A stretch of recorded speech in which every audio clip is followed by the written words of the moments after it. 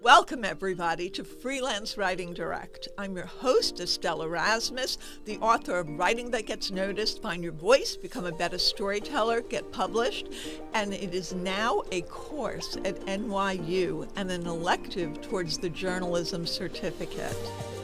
Every week, I speak with novelists, with authors, with writers of every niche to talk about their tips, their tricks, their strategies, and how the sauce is made, including creative advice. I'll talk about essays and articles and share my own experience from 3 decades of publishing. So join me every week and grow your business and build your craft with Freelance Writing Direct. And don't forget to subscribe, rate, and review on iTunes. And follow along on Substack, where I share special clips for subscribers only at estelleserasmus.substack.com. Welcome, everybody, to this episode of Freelance Writing Direct. I'm your host, Estelle Erasmus, the author of Writing That Gets Noticed, and I am so happy to have Julie Pfitzinger with us today. And Julie is the managing editor and senior editor for features for Next Avenue PBS. And I want to tell you a little bit about her bio. She's been with Next Avenue, a digital publication of Twin Cities PBS, for 7 years. And as I said, is the managing editor and senior editor for features. She has worked as a writer and editor for more than 25 years. Her work has appeared in publications including the Star Tribune and Minnesota Parent. For several years, she was a managing editor for the community lifestyle magazine group at Tiger Oak Media in Minneapolis, where she also served as writer and editor for St. Paul Magazine and other Tiger Oak publications. Welcome to the program, Julie. Thank you, Estelle. It's really great to be here with you. You publish so many of my students, so I just love having this deeper connection now talking to you for the podcast. So it's wonderful. Yeah, thank you. So let's get right into it. Can you tell us a little bit about your role as managing editor and senior editor for features and like kind of what a regular day would entail? That's great. Yeah, as you mentioned, Estelle, I've been with Next Avenue for 7 years, and I started as the senior editor for features role. But then in 2022, when my esteemed colleague Richard Eisenberg unretired, then I became managing editor. And so we are a small team locally in St. Paul. We have actually one of our editors is based in New York, Mark Stein, who is our money and work editor. And then we have a new editor, Amy Nelson, who is our new health and caregiving editor, and she's based here in the Twin Cities. Then we have 2 other members of our team who do social media, newsletter, audience engagement, and things like that. The majority of the people that I work with are freelance writers from all over the country. So I would say the lion's share of my work is editing stories that come in from our freelancers. I do first edits on all of the Living Channel topics and then do the copy editing for the other channels that Mark and Amy manage. So, we have as many eyes as we possibly can on all of the stories. We publish 20 stories per week, Monday through Friday, 4 stories each day. And so really, we're always going. We are always, we're always editing. We have, we're setting photos, we're corresponding with writers. That's a large part of what I do. I'm also involved with grant work because we have some grant funding for a couple of our channels. But I basically editing and writing when I can. I'm hoping now that Amy has come on board to get back to doing some more writing for Next Avenue because that's where I started. That's what I love. So that's sort of the typical day is just going through everybody's work and getting it ready to be on Next Avenue. Sure. And I guess we should also talk a little bit about what Next Avenue is and who's the market for. So Next Avenue is for readers 50 and older, but I will say, Estelle, what we're really noticing and thinking about is trying to start that sort of mid 40s, as people are looking into caregiving topics, are looking into how to prepare for retirement earlier than people sort of traditionally did. So we're trying to be responsive to that. But so I would say 45 to 50 up through 65, 70 and beyond.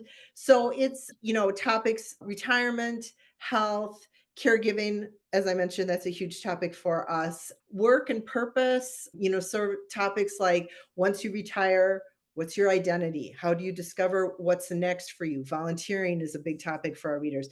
And then the Living Channel is really focused on sort of the lifestyle topics. I would say it's sort of shorthand from the magazine days, but family relationships, huge for us, travel, books and writers, a lot of just observational personal essays about what it means to grow older, what it means to be a grandparent, discoveries that people make along the way that surprise them, things like that. That's a lot of what we do. And as I said, we started in May of 2012. So we've been around for a long time and we have a pretty deep archive on a lot of topics, but we're always, revisiting topics that we know are becoming important for somebody now. Somebody today might go on Next Avenue because they know they have to start thinking about caregiving for their mother. 3 years ago, that wasn't something that they were interested in. Do you know what I mean? So we're Yeah. always trying to bring in fresh looks on topics that have existed, but there's new research on, health and all that kind of stuff too. So we're always trying to focus our work to serve our readers wherever they might be.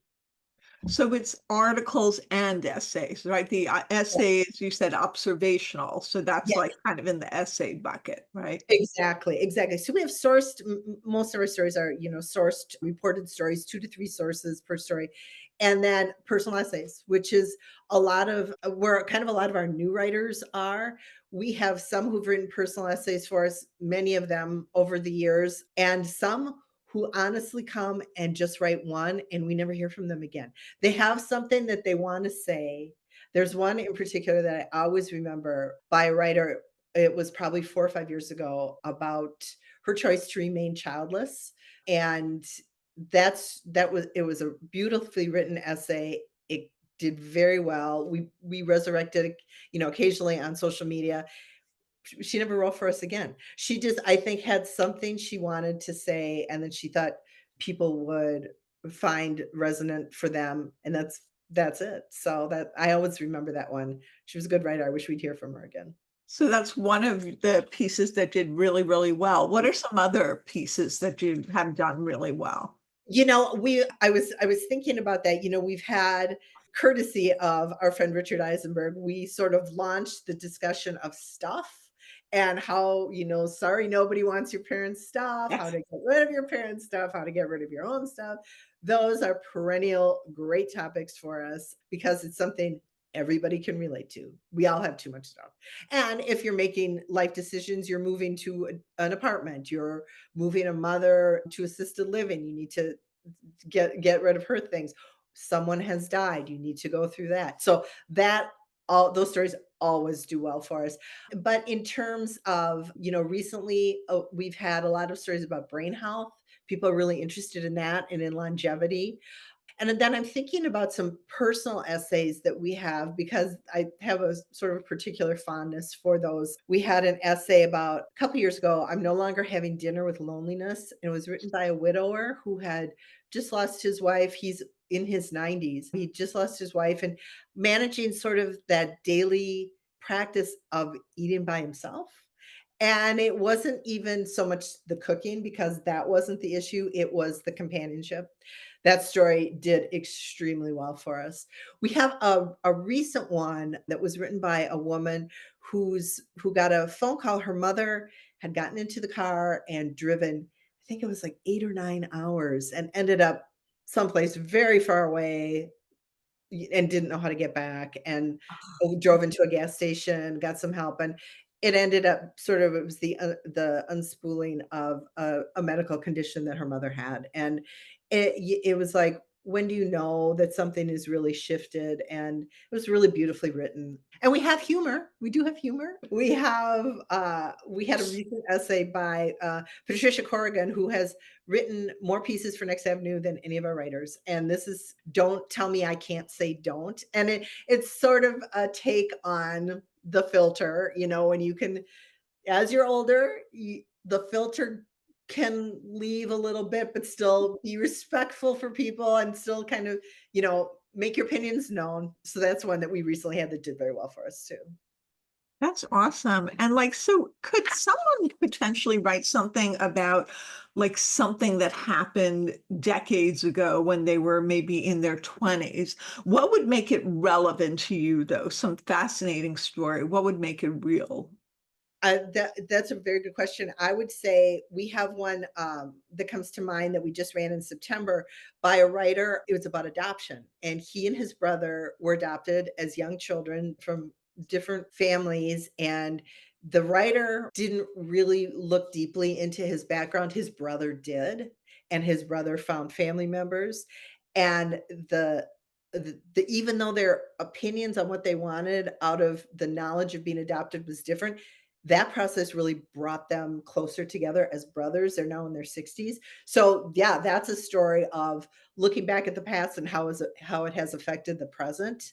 We do have, especially around holiday time, also around Mother's Day, Father's Day, we have essays from people who remember parents, who remember sort of transformative experiences in their family and how that's informed how they are now, how they are with their own children, things like that. So, yeah, I think we do get a lot of stories where people reflect on experiences they've had also in the work world. We've had stories about people who've had work experiences that have informed how they want to live going forward, how they want to spend their time in retirement, all kinds of things like that.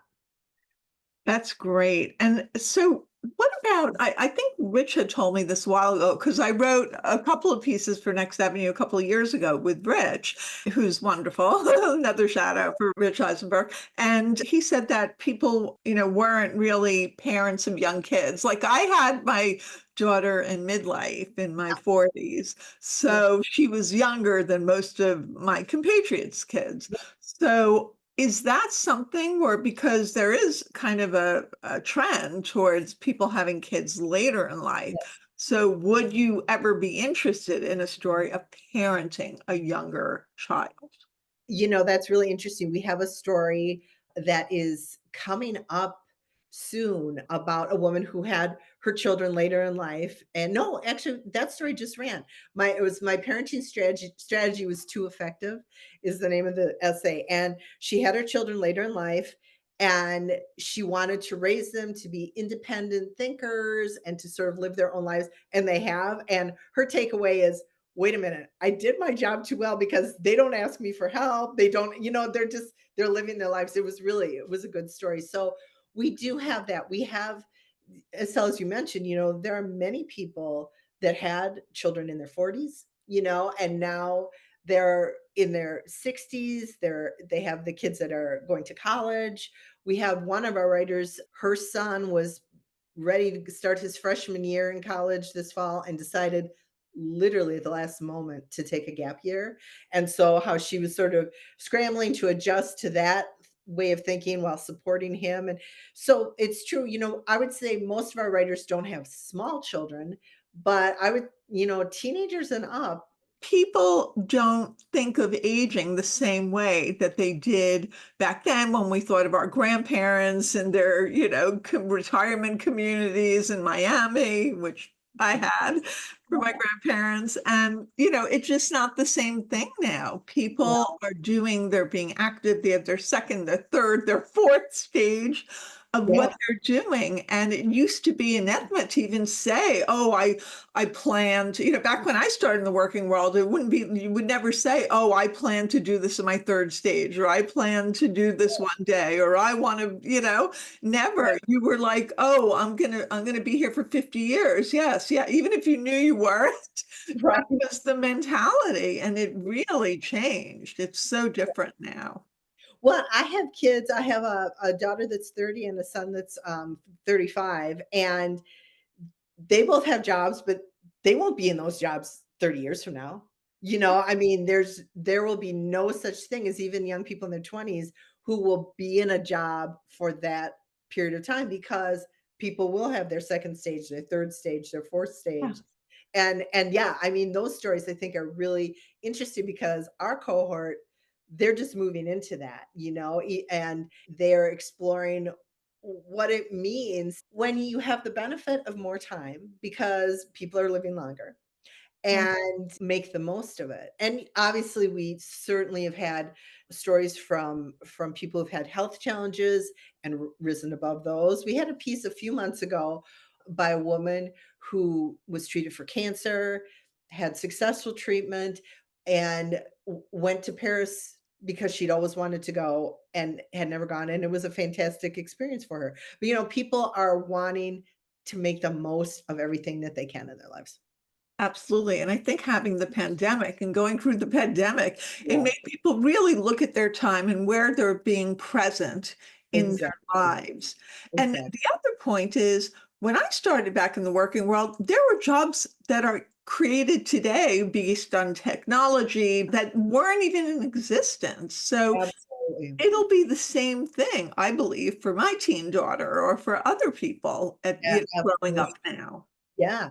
Yeah, there are jobs that exist, yeah, that we would never have even imagined was a job, or something we would wanna do, or yeah, absolutely, I'll absolutely. never forget it. I was at WIT Women in Touch. I was editor-in-chief of the magazine. It was a launch publication.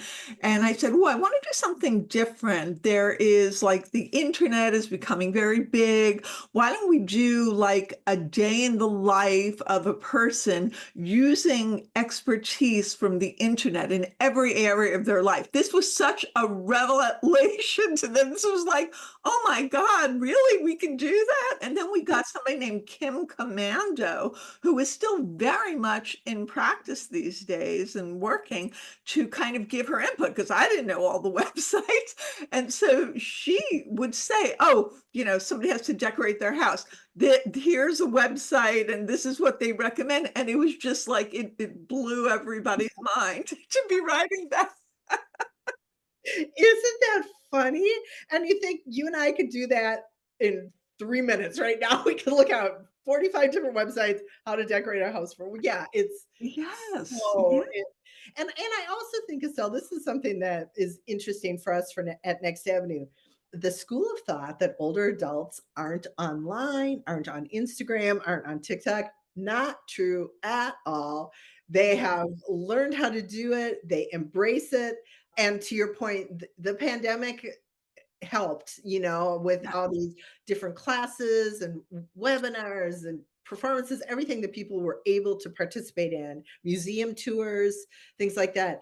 That is a really big misperception that older adults, well, they just don't like technology. Couldn't be further from the truth.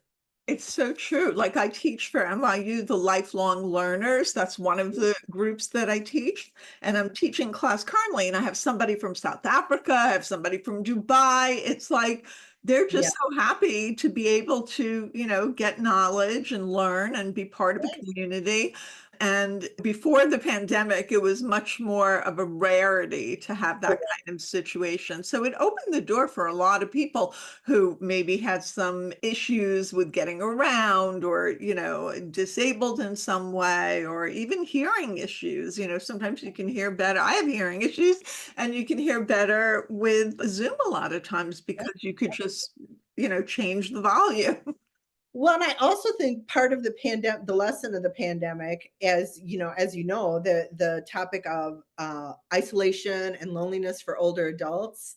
I mean, that was magnified so strongly during the pandemic, and I think a lot of people decided, I'm going to learn how to do FaceTime with my grandchildren. I'm going to learn how to be part of a class because I'm here by myself and I have to be, and I Mhm. can't be by myself that way. So I think that I do, yeah, I think that there was a lot of horrible parts of that, but I Yeah. think there's some learnings that we're benefiting from. Yeah. So, yeah. And by the same token, are you still getting pandemic, pitches or That's funny. Every so often. So, I learned how to bake bread, right? yeah, right. No more don't send us any more bread pitches, people. No more bread. But I do, you know what? Actually, though, sort of back to that self-awareness, during the pandemic, I learned this about myself and then I took these steps. So every so often, and we're okay, with that because we all experienced it. And if people were able to have some benefit from that experience and share that with others, yeah, because we all went through it. Nobody doesn't know what you're talking about. And Yeah. and also health wise, we have had a couple of stories about long COVID. We will still cover that because that is an issue for many people too. So we will get those pitches occasionally as well. So when somebody's pitching usually, how do you like to be pitched? And I know you have a pitching portal, which I'm gonna share that info. What is your optimum advice on that? So it's a function of Airtable and it's very easy. You go to the submission page and thank you for, sharing that link for people. But what we want to know is a little bit about the writer, what kind of experience they have. You know, the vast majority of our writers do have journalism experience, but personal essays, sometimes that's not required, but some sort of background that ties to the subject that they want to write about. And then we request sort of, about 100-word description of what you have in mind, potential sources you're going to use, why the topic matters, sort of a why next avenue, why now kind of feel to the pitch.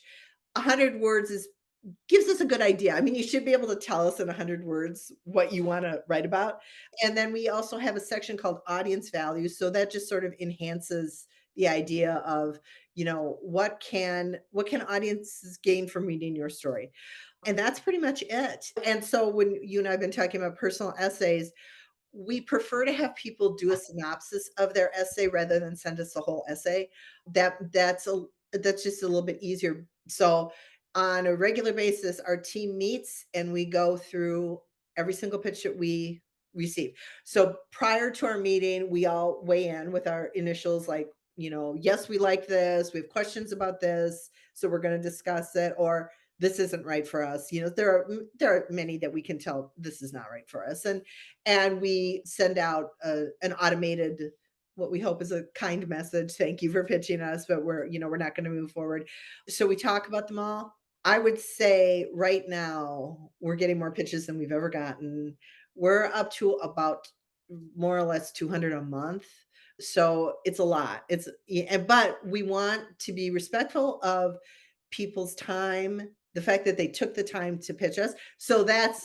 And we have gotten nice feedback that people say, even if I get an automatic no, I appreciate you telling me, because the freelancing world, sometimes you can send something out there. I mean, I spent many years as a freelancer. You can send something out there, and if nobody ever responds, you're thinking, well, do they want it? Do they not want it? Do they need, we want to eliminate that because these are active freelancers who, Yeah. a lot, and sometimes we'll say if it's someone we've worked with frequently, sometimes I'll send out like a personal note and I'll say, pitch this someplace else. This isn't right for us because we just did a story about this a few months ago. Or but I'll say, try someplace else. This is worth trying someplace else. So This is great info. What won't you take? Like, is there a subject? I mean, you won't take probably a poem, but we had sort of a poem about a month ago that was based on the Places You'll Go by Dr. Seuss about retiring. So that was kind of funny. But no, we don't take poems. We don't take PR pitches, and we get those. And it says very clearly on our form, we don't accept, pitches from PR firms on behalf of someone or for a product. We don't do product roundups. Yeah, I would say, and the other thing, because we do a lot of travel stories now, we're getting more of those than ever. We won't print an essay where the travel writer was on a hosted trip. So if they were paid to travel, to, San Francisco and write about it, we can't publish Mm. that story. So that's sort of a new addition actually to our pitch form, just to make that clear, you know. Is that because it's a .org? Because it's, can you talk a little bit about that connection with Well, PBS? Yeah. yeah. So yeah, we're PBS is public media, and so are we. And so we don't want to have stories that are funded aside from grant content, because we do have grants that we work with, but Sure. that's completely different. Not a commercially funded endeavor. We wouldn't do that. And again, like I said, no roundups. I mean, there are plenty of places where people can pitch roundups of. What about in terms of word count for the different sections? Yeah, great question. So personal essays, usually like 800 to 1100 to 1200 words, kind of the sweet spot there. And in terms of reported stories, we try not to go higher than 1700 or 1800 words, just because also the vast majority of our readers read on their phones, which wasn't the case when we first started. But we want the user experience to be a good one. And so we have had some that are more than that, but it's pretty rare. And so we really try to keep the max end of that sort of the 1700 to 18 or yeah, 1700 to 1800 words. What about like pay? What do you pay for these things? Yeah. So personal essays, $300. And then reported stories, generally 400. Some of our writers who have been with us for a while make $500 per story. And or if there's somebody that's newer that brings a particular area of expertise, we will consider that. We are still getting asked by people if we pay $1 a word, and those days are gone. So, and we have so many writers. I appreciate when people ask for more money. I really do. But we don't negotiate on a per story basis. It's pretty much the flat fee is what we work with. Yeah. Can you see Right. how many eyes kind of roughly look on a story that runs in Next Oh, Step? oh, you mean how many readers we have? Yeah, Yeah. readers. Yeah, I would say, we have about 80 to 100,000, and we have a newsletter, twice a week newsletter, which is where we get the most of our most readership because those stories are elevated, and the subscription to newsletters are free.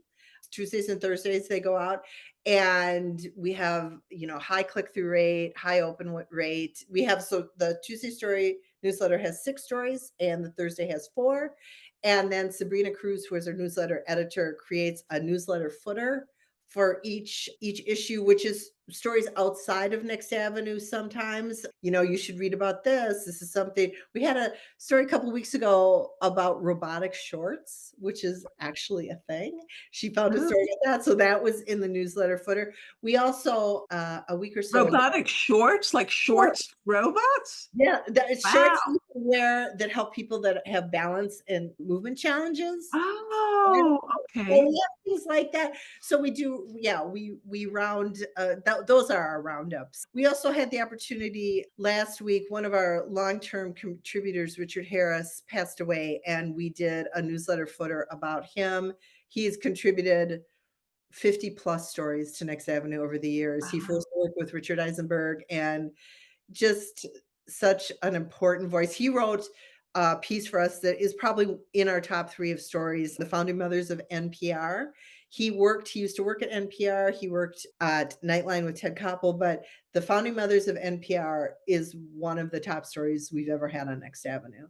And so we took that space to recognize him and his contribution. So the footer is really, it's a nice way to personalize a lot of different things for us, and to acquaint our readers with things they might have missed in other media too. You covered the gamut, really. It's money, it's health, it's Mhm. essays, it's relationships, it's caregiving, travel, Yep, lifestyle. yep. And policy, Social Security, Medicare, those are big topics for us.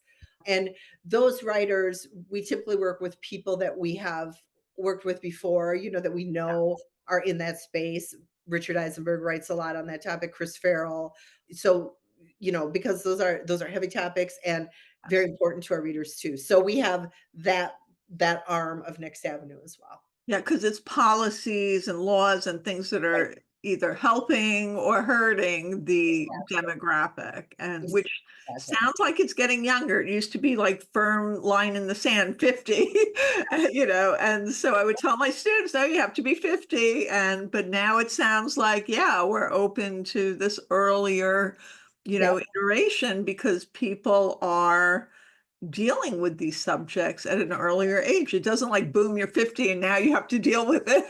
Exactly, and I will tell you too, Estelle, what we're also finding is we're getting writers who are younger than 45 who are pitching us stories about aging, which I think is fantastic because that's another thing, bringing in the intergenerational viewpoint, that's really, really important. We like stories, with an intergenerational hook, if it's intergenerational living or volunteering or working. But we're having, I would say, over the past probably year to 2 years, more and more of our writers are younger. They're coming with this perspective of wanting to write about gerontology or, things like that, that they're bringing their perspective to an older audience. And I love that. Would love more of that, honestly. That's great to have that perspective. And we have done a lot of stories about online dating and dating after 50. We had a story a week or so ago about catfishing by someone that it happened to. And those kinds of stories do well. I mean, we have had stories about sexual health, and, we are not afraid to dive into some of those topics. It's important.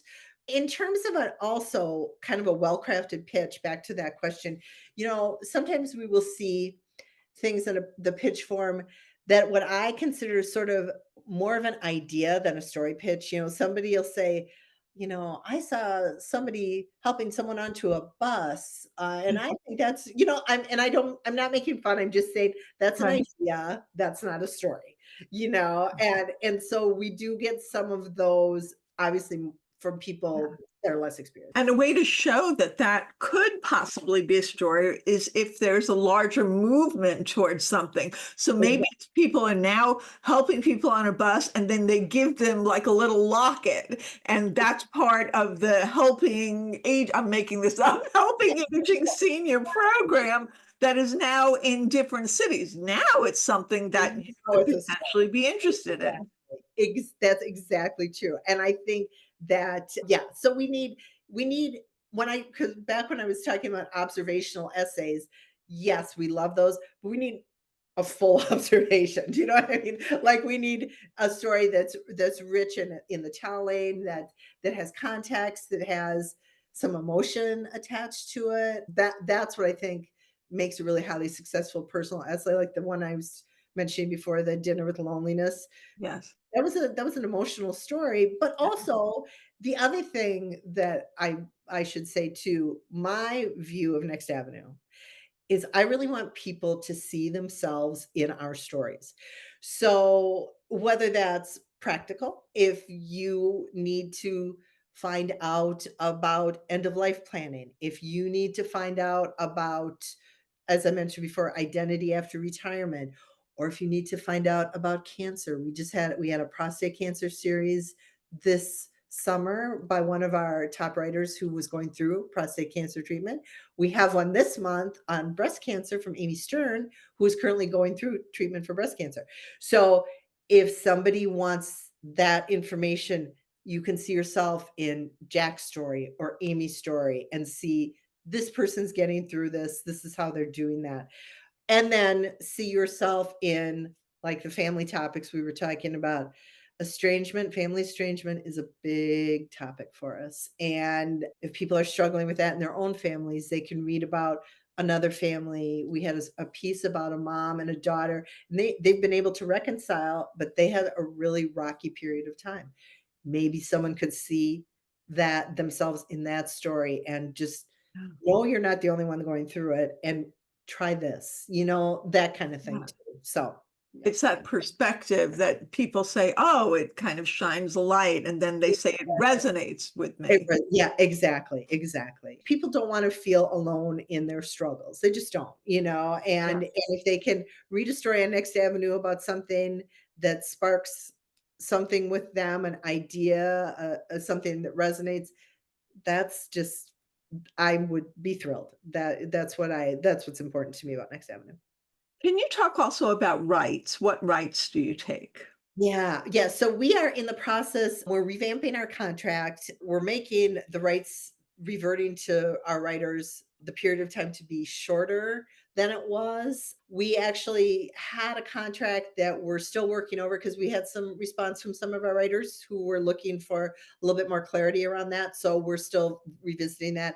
Indemnity and insurance was another topic. So we're working on that. But yes, so at this point we are wanting to have a contract that indicates that rights can revert to writers after about 3 months. That's Um, great. I want to just jump in there.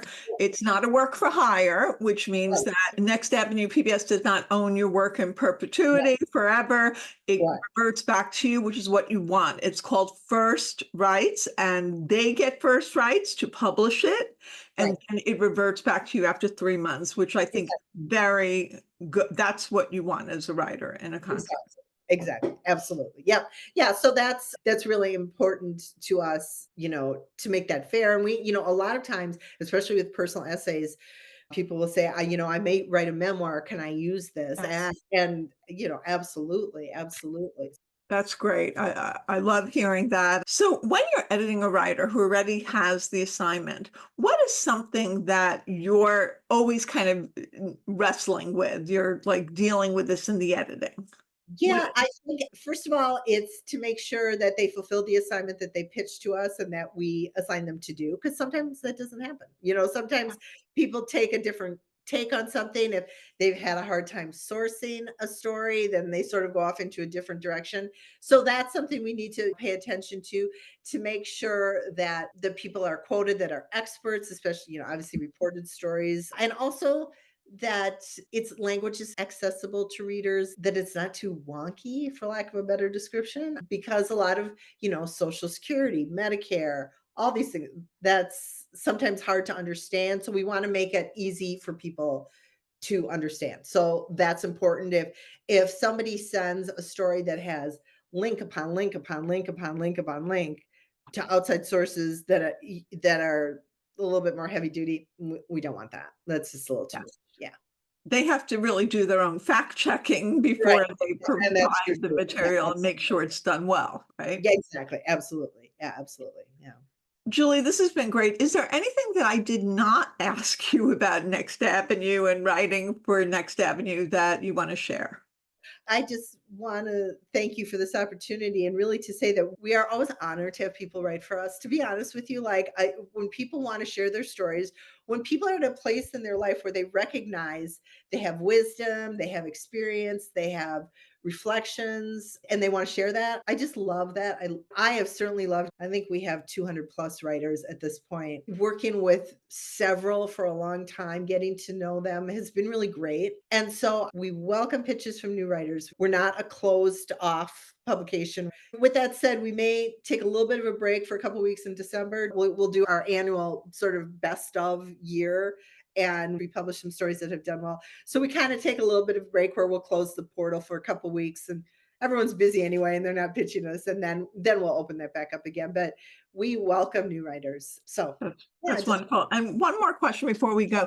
You yeah, said that you get grants. Is the grants for different special issues that then yeah. writers can write for and get the money in the grant? Or how Yes, does that work? we have a grant from the John A. Hartford Foundation. We've had a grant with them for about 7 years, different topics every year. This year it's mental health and older adults.